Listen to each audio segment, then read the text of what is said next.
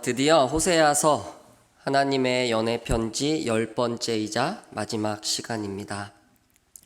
여러분들은 그동안 호세아서의 말씀을 통하여 어떤 하나님을 만나셨습니까?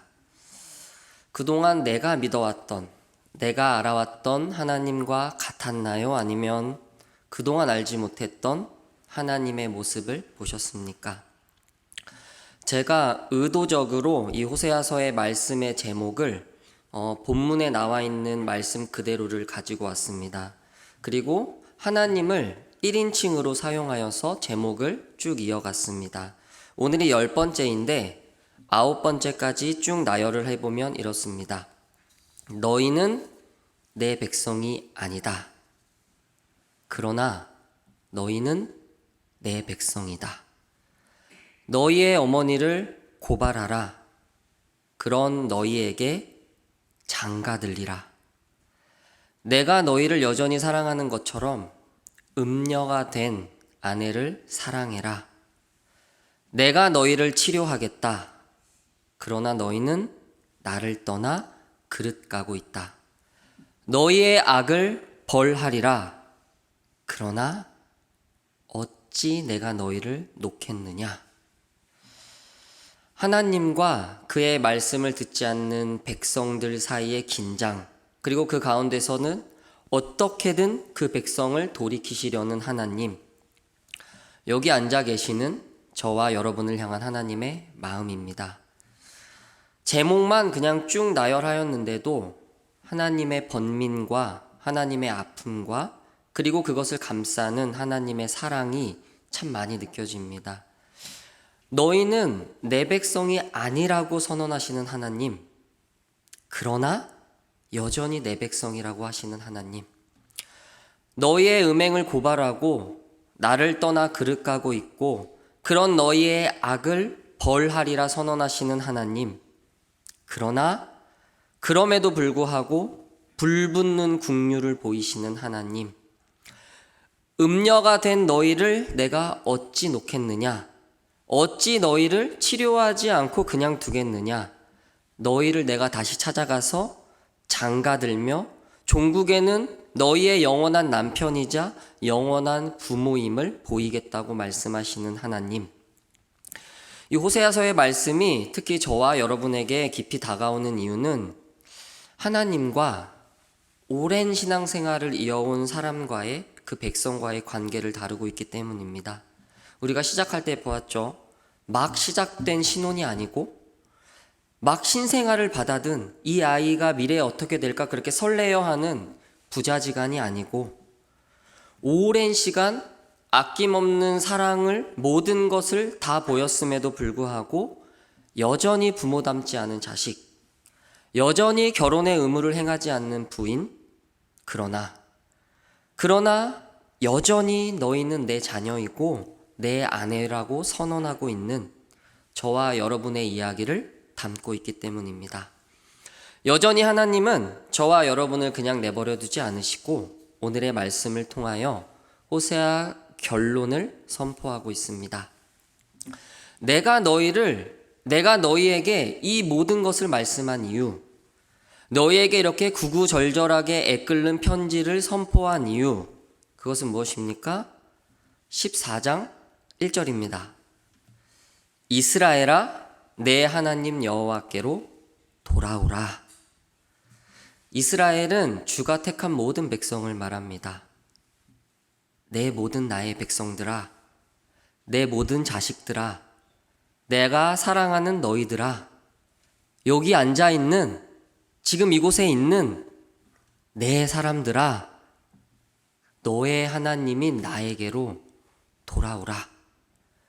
이 부르심의 초청이 모든 것의 시작입니다. 아무 자각 없던 사람들이 너의 주인에게, 너의 원래의 남편에게, 너의 원래의 부모에게 돌아오라는 이 호소의 근본적인 변화가 시작됩니다. 지금 여러분의 자리는 어디이십니까? 저와 여러분이 지금 어디에 있는지 직면해 보시기 바랍니다. 이 이스라엘 백성들은 1절에 보시면 지금 그들의 불의에 말미암아 엎드려져 있다고 말하고 있습니다. 이 불이라는 것은 삶의 모든 곳에서 하나님과 하나님 말씀으로부터 떠난 것을 말합니다. 그냥 어떤 종교적인 신앙생활뿐만 아니고 사회생활에서, 가정생활에서, 나의 생활의 모든 곳에서 하나님을 드러내지 못하고 걸려 넘어져 있는 상태입니다. 호세아 선지자는 이 오늘의 14장 최후의 결론에 이르러서 이렇게 호소하고 있습니다. 걸려 넘어져 있는 너희들아, 원래 너희가 있던 자리, 원래 너희가 처음에 있던 그 영광스러운 곳으로 돌아오라고 합니다. 지금 너는 길을 잃었다. 너는 지금 이상한 곳에서 헤매고 있다.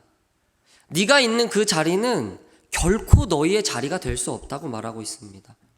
방향을 돌려 걸려 넘어진 그 자리에서 너의 주인인 그분에게 돌아오라고 호소하고 있습니다. 바로 이것이 호세아 전체의 핵심적인 결론이고 오늘 지금까지 모든 말씀을 주신 이유입니다. 이 말씀은 단순히 이스라엘 백성에게 주신 말씀이 아니고 지금 이 시대를 살고 있는 주님과 오랜 신앙생활을 하고 있는 저와 여러분을 향한 말씀입니다.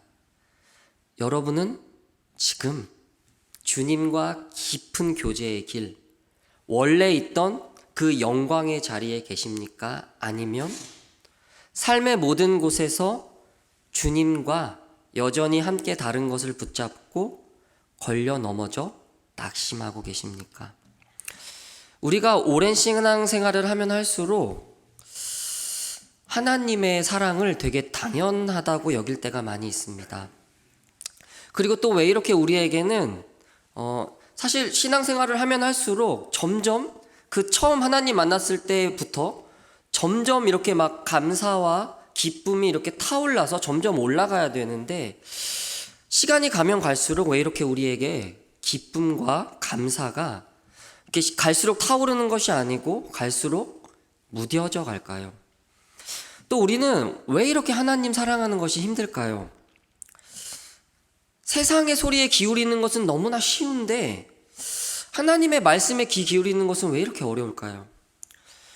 또 세상에서 다른 사람과 나의 위치를 비교할 때도 참 많이 있고 그 사람이 받은 세상적인 복을 세어보면서 나의 모습은 왜 이럴까? 나는 왜 이렇게 못났을까? 이렇게 나의 못난 모습에 절망할 때가 왜 이렇게 많이 있을까요? 사실 이 모든 것은 불의에 걸려 넘어져 있는 모습입니다. 하나님은 그런 저와 여러분에게 이렇게 말씀하고 있습니다. 걸려 넘어진 그 자리에서 나에게 돌아오라. 그렇다면 이런 질문 하실 것입니다. 어떻게 하면 하나님께 돌아갈 수 있는가? 너무 돌아가고 싶은데 이제는 좀 이 세상을 사랑하는 것 좀 그만하고 싶은데 도대체 어떻게 해야 내가 그분께 다시 돌아갈 수 있는가? 오늘의 말씀은 이 방법에 대하여 명확하게 말씀하고 있습니다. 우리 2절을 볼까요? 너는 무엇을 가지고 오라고 합니까? 말씀을 가지고.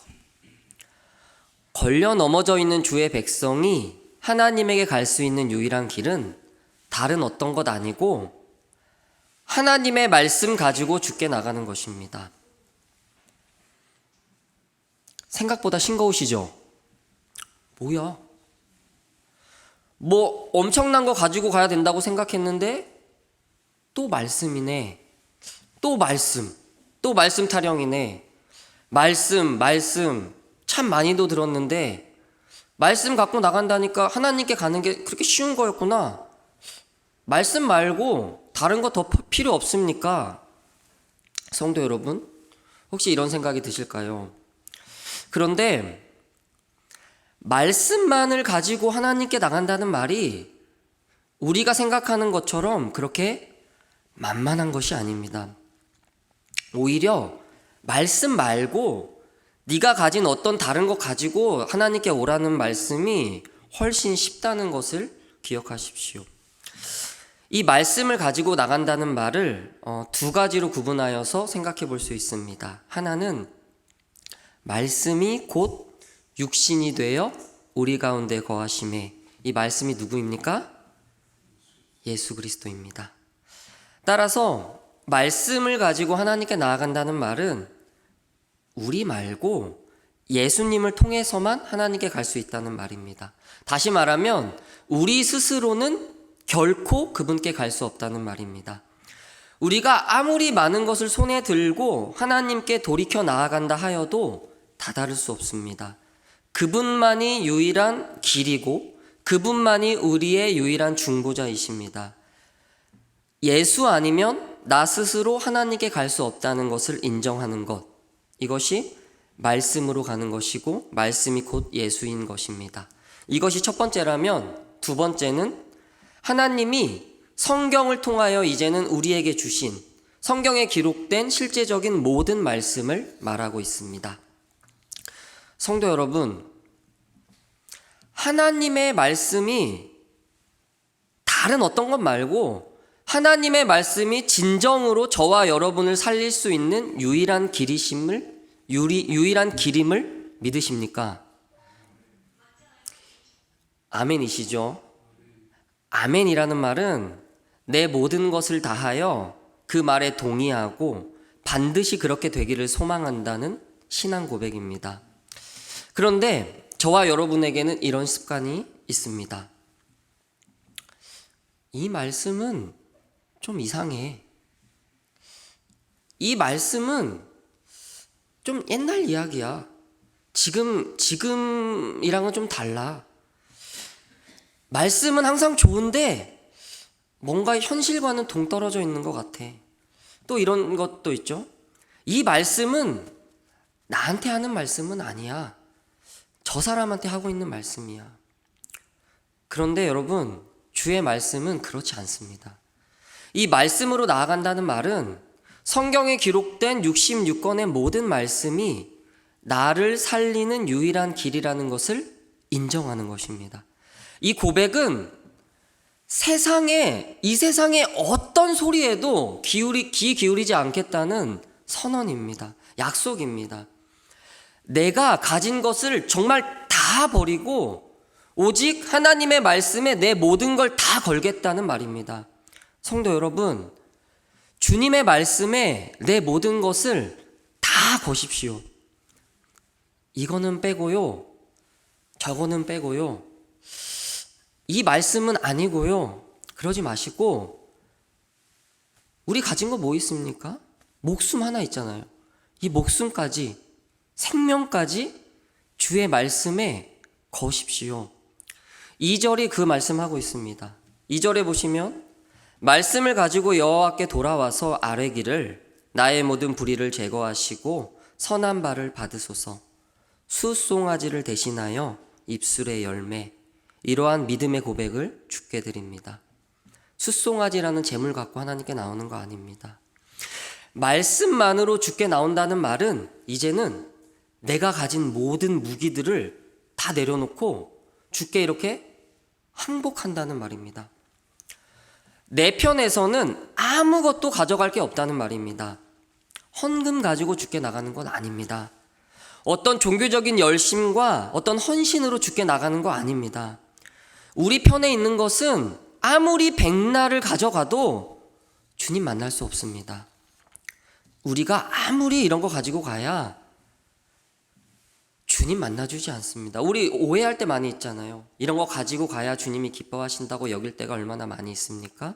그러나 말씀으로 나아간다는 말은 나에게는 아무것도 주께 드릴 만한 것이 없다는 고백으로 나아간다는 말입니다. 항복입니다. 항복. 여러분은 전적으로 주께 항복하고 계십니까?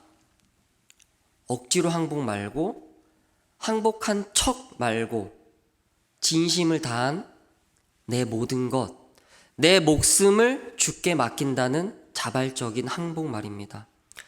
이 세상에 진짜로 이 세상에 어떤 것도 그분보다 높지 않다는 고백, 이 세상의 어떤 소리도 그분의 말씀보다 가치 없다는 그 위대한 항복. 여기 계신 모든 분들이 진심으로 주께 항복하기를 소망합니다. 3절에 가시면 놀랍게도 이제는 항복한 이스라엘 백성의 고백이 선포되고 있습니다. 우리 함께 3절을 읽어보겠습니다. 시작.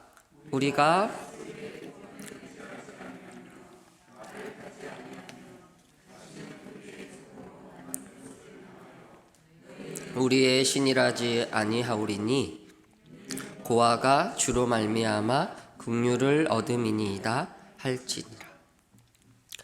놀라운 고백입니다.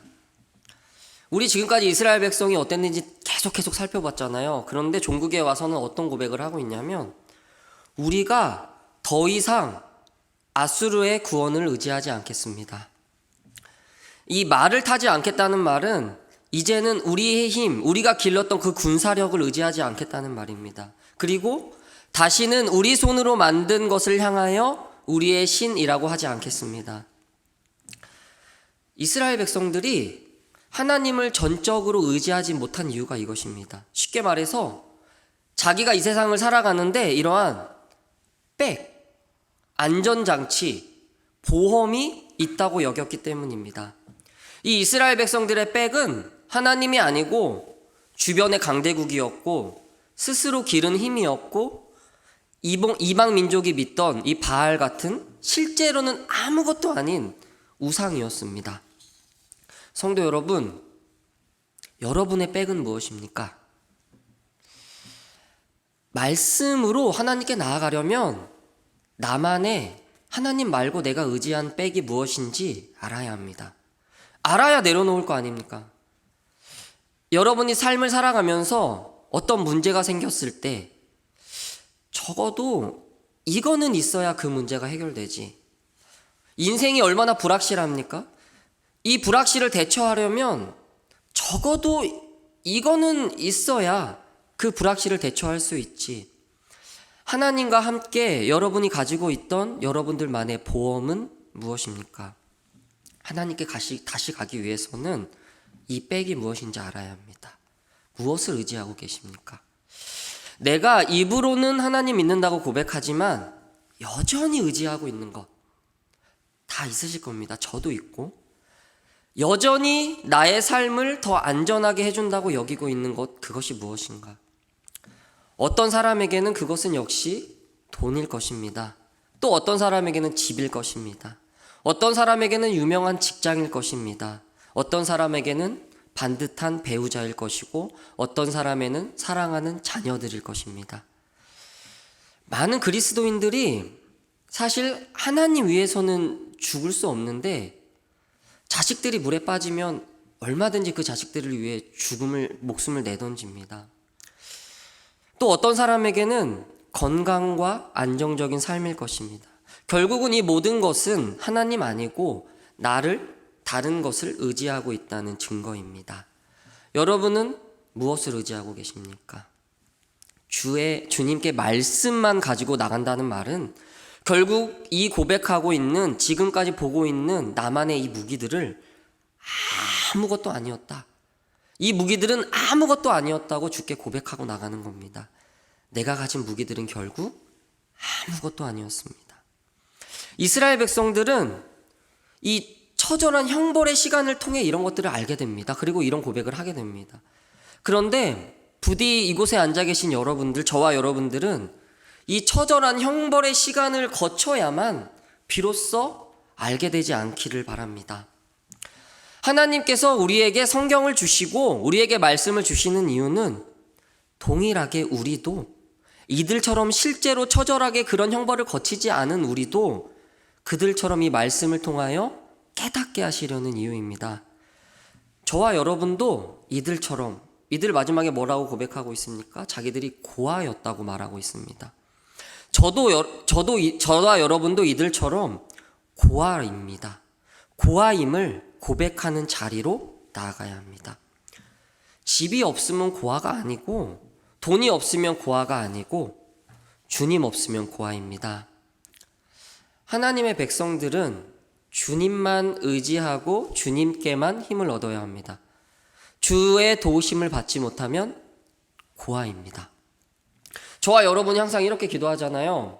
하나님, 아버지. 하나님이 우리의 아버지인데 그 자식들이 자꾸 다른 데서 힘을 얻는다면 고아잖아요. 하나님은 그냥 그 모습 그대로 오라고 하시는데 하나님 나 그래도 이거 있어야 안전해요. 이거 사실 아버지가 필요 없다는 거잖아요. 여러분들의 이런 진실한 고백, 이러한 진실한 회개 앞에 주님의 주께서 긍휼을 베푸십니다. 우리 회개 이야기를 조금 해보겠습니다. 우리 참 회개 많이 하잖아요. 수없이 반복해서 회개하는데 여전히 죄 가운데 있는 나의 모습을 보게 됩니다. 토니 카틀리지라는 사람이 그의 책에서 태국의 한 불교 사원에 있는 작은 새와 인간의 죄를 비교하고 있는데 저는 그 이야기가 참 공감이 되어서 가지고 와봤습니다. 이제 태국에 가보신 분들이 계실지 모르겠어요. 이제 태국에 가시면 아주 화려한 불교 사원이 있습니다. 많이 불교 사원이 있죠. 이제 사원 입구를 이렇게 들어갈 때 이제 화려한 장식이 되어 있는 문이 있고 그 장식 안으로 들어가면 이제 거기에 한 여인이 있는데 그 여인들이 있는데 무엇을 하냐면 이렇게 작은 나무 상자가 그곳에 있습니다. 그 사원 안에. 그리고 그 작은 나무 상자 안에 무엇이 있냐면 작은 새가 들어 있습니다. 실제 살아있는 새가 그곳에 이제 갇혀 있는 거예요. 그래서 이것을 무엇을 하는 거냐면 이제 여행객들이 혹은 뭐 그 불교 신자들이 이렇게 거기 들어가면 그 사람들이 이제 안내를 하는 거예요. 여러분, 이 상자를 이제 돈을 주고 구입해서 이 상자 안에 있는 작은 새를 이렇게 문을 열어서 이 새를 훨훨 날아가게 풀어주면 여러분이 이제 불교에서 믿는 이 열반에 이르는 공로를 쌓게 하는 것이라고 이제 설명을 하는 겁니다. 그리고 더 많은 돈을 내서 더 많은 새들을 이렇게 풀어주면 더 많은 공덕을 쌓는 것이라고 설명합니다. 여행객들 또 이 순례객들은 당연히 많은 돈을 지불하고 이 작은 대나무 상자를 삽니다. 그리고 그 안에 있는 새들을 이렇게 문을 열어서 기뻐하며 풀어줍니다. 또 이 작은 새들을 이렇게 풀어주고 날아가는 모습을 이렇게 사진을 찍어서 막 이렇게 올리기도 하고 자신의 이 행위를 기뻐하기도 하고 합니다. 그리고 여행객들은 이렇게 돌아갑니다. 자신이 이렇게 그래도 갇혀있던 새를 이렇게 자유롭게 해줬기 때문에 이 행위를 통하여 어떤 열반에 이르는 도움이 되었다고 여깁니다. 그런데 숨겨진 사실이 하나 있습니다. 무엇이냐면 이 새들이 실제로는 훨훨 날아가는 게 아니에요. 훨훨 날아가는 게 아니고 다시 집에 돌아오는 비둘기처럼 이렇게 훈련을 받은 새들입니다. 그러니까 이 사람들은 이렇게 문을 열어서 새를 날아가게 해주는데 이제 자기는 뭘 했다 하고 이제 오는데 실제로 이 새들은 하늘로 날아오르는데 이렇게 건물 뒤편에 이렇게 숨어 있다가 다시 이렇게 되돌아옵니다. 다시 이렇게 되돌아와서 이 여인들은 이 상자에 다시 그 새를 넣고 다른 사람이 오면 또 이제 그걸 계속 하는 거예요. 실제로 이 여행객들은 열반을 얻을 기회를 이렇게 자기는 했다고 하지만 새들은 그냥 이렇게 돌아가면서 반복하고 있습니다. 실제로는 이 새가 자유를 얻은 게 아니기 때문에 물론 이 교리가 우리가 믿는 신앙과는 완전히 다르지만 어쨌든 실제로 아무것도 안 하게 됩니다. 그냥 새는 훨훨 날아갔지만 빙글빙글 돌아서 다시 제자리로 돌아올 뿐입니다. 성도 여러분, 우리의 반복되는 회개와 같지 않으십니까? 이 책을 쓴 저자는 이렇게 결론을 내고 있습니다. 이러한 관습은 낯설고 이국적으로 보이지만 일정한 선행과 정기적인 죄 고백이 미래의 천국을 보장받는 데 필요한 전부라고 믿는 많은 그리스도인들의 믿음과 유사하다. 문제는 삶을 변화시키는 다짐 없이 처절한 절망과 돌이킴 없이 자랑하듯 반복하며 내세우는 회개는 오직 잘못된 안도감만 제공할 뿐이다. 가볍게 고백한 죄는 멀리 날아간 것처럼 보이지만 언제나 항상 제자리로 돌아온다. 어떠십니까, 성도 여러분? 진정한 회개는 단순히 죄를 입술로만 고백하고 어떤 의식을 통해서 하나님을 기쁘시게 하는, 어떤 하나님 마음을 녹이려고 하는 그런 반복되는 그런 것이 아닙니다. 진정한 회개는 다른 모든 것에 대한 충성을 내가 포기하고 주의 말씀에 모든 것을 걸겠다는 돌이킴과 신앙 고백입니다. 저와 여러분의 회개를 한번 돌아보십시오. C.S. 루이스라는 사람은 그의 저서 순전한 기독교에서 이렇게 회개에 대해서 진술하고 있습니다. 회개는 단지 내 안에 어떤 개선을 하려는 노력이 아니다. 나 스스로가 그동안 모든 것을 내려놓아야 하는 반역자인 것을 선언하는 것이다. 나의 무기를 내려놓고 항복하고 미안하다고 말하고 잘못된 길을 갔다는 것을 깨닫고 밑바닥에서부터 다시 삶을 시작하려고 준비하는 것이다. 회개는 전혀 즐거운 일이 아니다. 단지 맛없는 음식을 먹는 것보다 훨씬 어려운 일이다. 회개는 수천 년 동안 인류가 스스로 훈련해온 모든 자기 기만과 의지를 완전히 망각하는 것이다. 자기 자신의 존재를 근본적으로 죽이고 실제로 죽음을 겪는 것과 같은 것이다. 저와 여러분이 입술로만 회개하고 수없이 되돌아오는 이 새처럼 반복하며 안심하며 또다시 반복할 때가 얼마나 많이 있습니까? 부디 주께 항복하십시오. 모든 무기를 내려놓으십시오. 말씀만으로 주께 나가십시오. 그것이 원래 저와 여러분이 있던 자리입니다. 원래 여러분이 있던 자리, 저와 여러분이 돌아갈 그 자리가 혹시 얼마나 황홀한 자리인지 아십니까? 14장 4절부터 8절까지 다 그 얘기입니다. 그 자리에 있는 너희의 모습을 하나님은 선포하고 있습니다. 내가 그들의 반역을 고치고 기쁘게 그들을 사랑할 것이고 나의 진노가 그들에게서 너희에게 떠났습니다. 그러면서 쭉 이어집니다.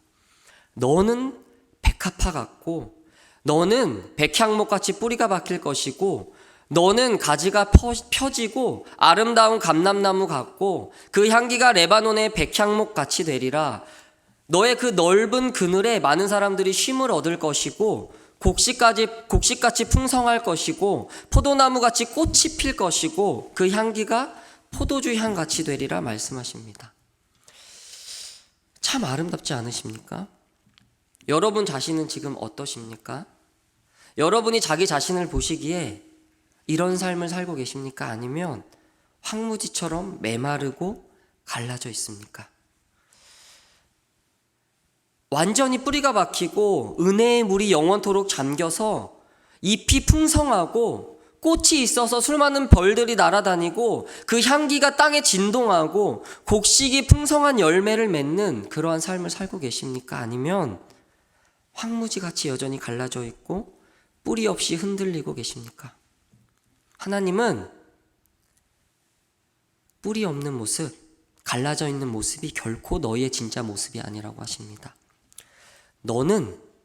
하나님은 너희의 진짜 모습은 꽃이라고 하십니다. 뿌리를 내리고 꽃이 피고 향기가 나고 많은 이들이 너를 통하여 쉼을 얻는 그늘이 될 것이라고 하십니다. 다시는 뽑히지 않으리라. 다시는 향기를 잃지 않으리라. 다시는 외롭지 않으리라 말씀하십니다. 저는 이 말씀을 보면서 너무나 이런 존재가 되고 싶은 마음이 제 안에 많이 샘솟았습니다. 너무나 이런 존재가 되고 싶지 않으십니까? 주께 진정으로 돌아온 삶의 모습과 기쁨이 차고 넘치는 이 벅찬 삶의 모습이 갈망되지 않으십니까? 8절에 가면은 더 놀라운 고백을 하고 있습니다. 내가 다시는 우상과 무슨 상관이 있으리요? 내가 하나님과 같이 있는 내가 이 세상과 무슨 상관이 있으리요? 하나님과 같이 있는 내가 죄와 무슨 상관이 있으리요? 하나님은 그런 너희를 돌아보며 대답하기를 나는 푸른 잡나무 같으니 너희가 나로 말미암아 열매를 얻으리라 하십니다. 성도 여러분, 신앙은 열매를 본다고 하잖아요. 열매를 쫓으십시오. 여러분 어떤 열매를 맺으셨습니까? 그게 여러분 신앙의 증거입니다. 그런데 아무리 열매를 맺으려고 애써도 오늘의 말씀 뭐라고 하냐면 나와 떨어져 있으면 맺을 수 없다는 겁니다. 다시 말하면 열매는 그냥 신앙의 결과일 뿐입니다. 너희가 나에게 돌아오면 당연히 열매를 맺게 될 텐데 그것은 너희가 아니고 나로 말미암음이다 라고 하십니다. 그분에게 돌아오면 당연히 열매 맺게 된다는 겁니다. 요한복음 15장 5절 말씀이죠. 나는 포도나무요 너희는 가지라. 그가 내 안에 내가 그 안에 거하면 사람이 열매를 많이 맺나니 나를 떠나서는 너희가 아무것도 할 수 없습니다. 성도 여러분, 이제 저와 여러분은 마지막 호세아 14장 9절에 이르렀습니다. 누가 지금까지 살펴본 이 모든 것을 깨달아 알겠느냐? 누가 총명이 있어서 이 모든 것을 알겠느냐? 저와 여러분은 죽었다 깨나도 이 모든 것을 스스로 알 수 없습니다. 그런데 하나님은 말씀을 통하여 그것을 여러분들에게 깨닫게 하시려고 말씀하고 있습니다. 네가 얼마나 귀한 존재인지 아느냐? 내가 너를 이 세상에 만들기 위하여 얼마나 애썼는지 아느냐? 하나님은 어떻게까지 말하고 있냐면 너희를 위하여 이 세상을 만들었다고까지 말씀하고 있습니다. 지금 네가 가고 있는 그 길이 제대로 된 길이 아닌 것을 아느냐? 나와 함께 사랑을 나누는 이 길이 얼마나 복된 길인지 아느냐? 네가 그 길을 가지 못하고 있을 때 내가 얼마나 아픈지, 얼마나 너를 기다리고 있는지 알고 있느냐? 나의 말씀을 통하여 알게 되었다면, 깨닫게 되었다면 이제 그만 그 길을 멈추고 진심을 다하여 나에게 돌아오라고 호소하고 계십니다. 제발 좀 세상 잘 사는 거 그거에 목숨 걸지 말고, 그 바람에 날아갈 보잘것없는 것 그것에 너의 운명을 걸지 말고, 그런 것에 더 이상 만족하지 말고 내가 부르는 이 호소에, 내가 부르는 이 말씀에 자발적으로 돌아오라는 겁니다. 돌아오기만 하면 내가 고칠 것이고 내가 치료할 것이고 원래 너의 모습으로 회복시키겠다 약속하고 계십니다. 성도 여러분, 하나님은 모든 것을 다해 이렇게 사랑으로 돌아오라고 호소하고 계십니다. 이제는 여러분의 차례입니다. 어떤 선택을 하시겠습니까? 우리는 계속 신앙생활을 하실 것입니다. 죽을 때까지, 주님 부르실 때까지 하실 것인데, 계속 하면서, 이스라엘 백성도 계속 주님 곁에 있었어요. 계속 하면서 주님과 세상을 둘 다 잡으려고 하십니까? 아니면 전심을 다해 다 내려놓고 주께 오시겠습니까? 둘 다 걸치는 것은 그런 길은 없습니다. 사실 이 호세아서를 받은 이 북이스라엘 백성은 이 모든 말씀을 받았음에도 멸망할 때까지 하나님께 돌아오지 않습니다. 그저 형식적인 회개만 하고 있습니다. 예수님 오실 때까지 그들은 여전히 그 모습입니다. 기억하십시오.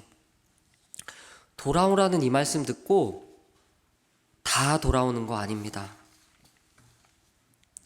누가복음 17장에 가면 이제 예수님이 예루살렘으로 가시는 길에 나병 환자 10명이 찾아옵니다. 그 나병 환자 10명이 예수님께 찾아와서 이렇게 말해요. 그들이 소리를 높여 예수 선생이여 우리를 불쌍히 여기소서, 자비를 구합니다. 그리고 예수님은 그 10명 모두를 다 고쳐주십니다. 10명이 다 예수님을 만났고 다 나병이 고쳐졌고 다 은혜를 체험했고 다 누렸는데 다시 예수님께 돌아온 사람은 몇 명일까요? 한 명입니다. 예수께서 대답하여 이르시되 10사람이 다 깨끗함을 받지 아니하였느냐? 그 9은 어디 있느냐? 이 이방인 외에는 하나님께 영광을 돌리러 돌아온 자가 없느냐 하시고 그에게 이르시되 일어나 가라 내 믿음이 너를 구원하였느니라 하시더라. 오늘 하나님은 동일하게 여러분에게 말씀하고 있습니다. 너희 다 나를 만나지 않았느냐? 너희 다 내가 누군지 알고 있지 않느냐? 내가 너희에게 너희를 구원하기 위하여 모든 것 다 주지 않았느냐? 이제 그 길을 멈추고 나에게 돌아오라 말씀하십니다. 적당히 신앙생활하는 거 그거 그만해라. 여전히 잘 살기 위하여 여전히 잘 사는 것에 삶의 목적인 생활 그거 그만해라. 마음 없이 드리는 기도와 예배 그거 그만해라. 반복하는 회개 그거 그만해라. 성도 여러분, 이 하나님의 호소에도 결코 돌아오지 않는 어디 간지도 모르는 9명이 되지 마십시오. 마지막 9절 말씀에 보면 여호와의 도는 정직하니 의인은 그 길로 다니거니와 그러나 죄인은 그 길에 걸려 넘어지리라 이렇게 되어 있는데, 그리고 이제 점이 찍히고 끝납니다. 얼핏 보면은 죄인은 지금까지 살펴본 모든 말씀을 깨닫지 못했기 때문에 그 길을 못 갈 것이고 죽을 것이고, 의인은 이 길로 갈 것이고 영원히 살 것이다 이런 말씀으로 보입니다. 그런데 그렇지 않습니다. 호세아의 이 모든 말씀은 누구를 위한 말씀이냐면 이 정직하니 의인은 그 길로 다니는 이 온전히 하나님을 따르고 있는 의인들을 향한 말씀이 아닙니다. 돌아오라고 호소하고 있는 사람들은 누구냐면 우리 아까 시작할 때 봤잖아요. 1절에 이스라엘 백성이 어떻게 있습니까? 불의에 걸려 넘어져서 엎드려 있는 죄인들입니다. 그러니까 이 호세아서의 마지막 말씀은 이렇게 마지막 말씀이 죄인은 걸려 넘어지느니라 하고 점 찍히고 끝나는 것이 아니고 다시 앞으로 연결됩니다. 그들을 향하여 하나님은 다시 돌아오라고 호소하고 있습니다.